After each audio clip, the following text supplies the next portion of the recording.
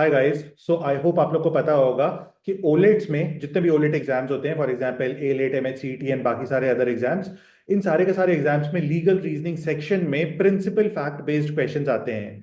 अब principal fact based questions क्या होते हैं, कैसे सॉल्व करने हैं, सारी चीजों को हम लोग डिस्कस करेंगे in and out in two videos. इस फर्स्ट वीडियो में मैं आपको सारी बेसिक चीजें बताने वाला हूँ एंड नेक्स्ट वीडियो में मैं आपको सारी चीजों का एप्लीकेशन दिखाने वाला हूँ ऑन रियल क्वेश्चंस। तो सबसे पहले बिल्कुल बेसिक चीज से इस वीडियो को स्टार्ट करते हैं। That is principle fact based questions होते क्या हैं और कैसे सॉल्व करना है इनको। सबसे पहले हमें समझना होगा प्रिंसिपल क्या होता है एंड फैक्ट क्या होता है। तो लेकिन आपने इसके कुछ ना कुछ अच्छे मॉक्स तो दिए ही होंगे किसी ना किसी अच्छी कोचिंग के। जब आप मॉक देते होगे तो जब लीगल रीजनिंग का सेक्शन आता था तो वहां पे आपके लिए एक पैसेज लिखा होता था। इस पैसेज को फॉलो करते थे बहुत सारे क्वेश्चंस, 4 या 5 क्वेश्चंस इसको फॉलो करते होंगे मोस्टली। अब ये जो क्वेश्चंस होते थे, इन क्वेश्चंस को आप रीड करते थे और आपने जो पैसेज में रीड किया होता था ऑलरेडी, उसको इन्फर करके लाके इस क्वेश्चन के ऊपर आप अप्लाई करते थे और आंसर पे लेके आते थे, आंसर को डिराइव करते थे। सेम यहां पे जो प्रिंसिपल फैक्ट बेस्ड क्वेश्चंस होते हैं, इनमें जो पैसेज होता है उसका रोल प्ले करता है प्रिंसिपल, और जो क्वेश्चंस होते हैं उनका रोल प्ले करता है यहाँ पे फैक्ट। अब ये वर्क करेगा कैसे, देखो। पैसेज तो बहुत बड़ा सा होता था लीगल का, ठीक है। उसके अंदर 3 4 5 लाइन ही होती थी जो बहुत ज्यादा काम की होती थी, जहां पे आपको सारा का सारा चीज मिल जाती थी, जहां से आंसर डिराइव होता था। लेकिन जो प्रिंसिपल होता है ये हार्डली 1 to 2 लाइंस का होता है, इससे ज्यादा बड़े प्रिंसिपल्स नहीं होते हैं मोस्टली। कई कोचिंग इंस्टीट्यूट्स तुम्हें देंगे इससे बड़े बड़े प्रिंसिपल्स, लेकिन आते नहीं है उतने बड़े प्रिंसिपल्स किसी भी एग्जाम में। अब जो फैक्ट होता है वो एक सिचुएशन होती है।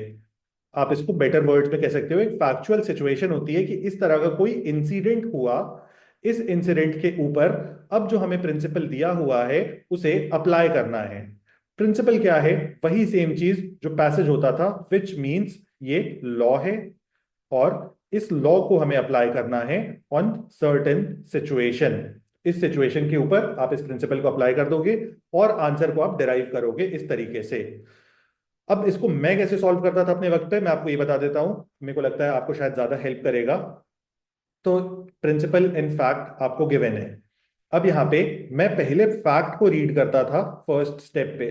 फैक्ट को मेरे रीड करने का मैं रीजन दे देता हूं आपको। अब फैक्ट को रीड करना इसलिए इंपॉर्टेंट होता है क्योंकि फैक्ट जो होता है ना, वो एक पूरी सिचुएशन को, एक स्टोरी को बताता है कि एक पर्सन था, उसके साथ क्या हुआ। अगर उसका मर्डर हुआ तो कैसे हुआ, उसके घर चोरी हुई, उसके साथ कॉन्ट्रैक्ट में चीटिंग हुई, तो क्या हुआ, उस पूरी स्टोरी को बयां करता है ये हमारा फैक्ट।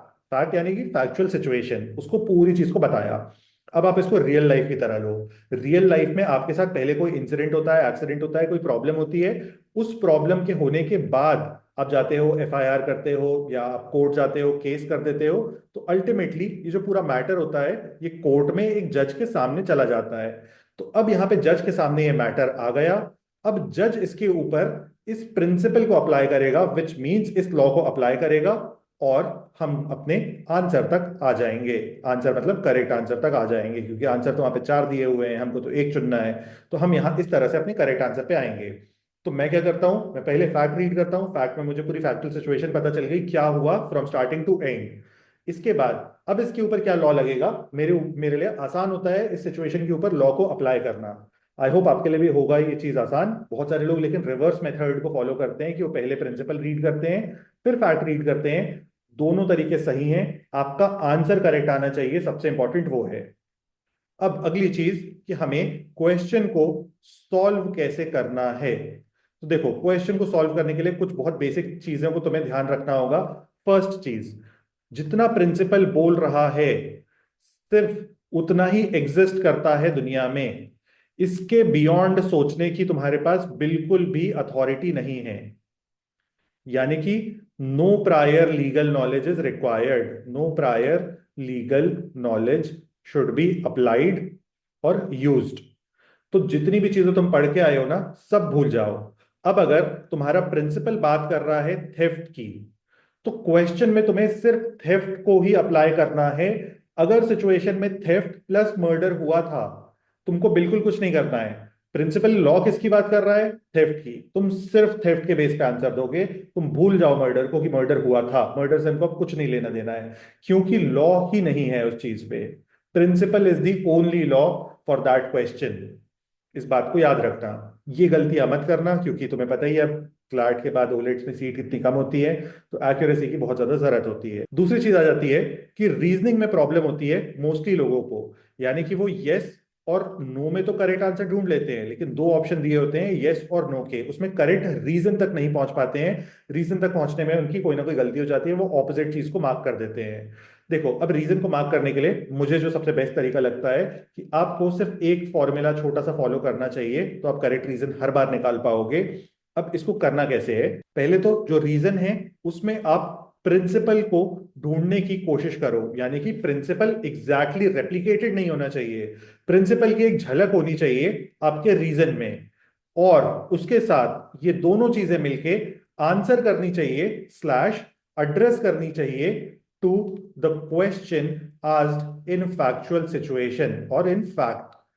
फैक्ट में, अब मैं रिवर्स बता दे रहा हूं एक बार आपको, फैक्ट में जो भी चीज आपको पूछी गई है उस चीज को आपको रीजन करना है बेस्ड ऑन प्रिंसिपल।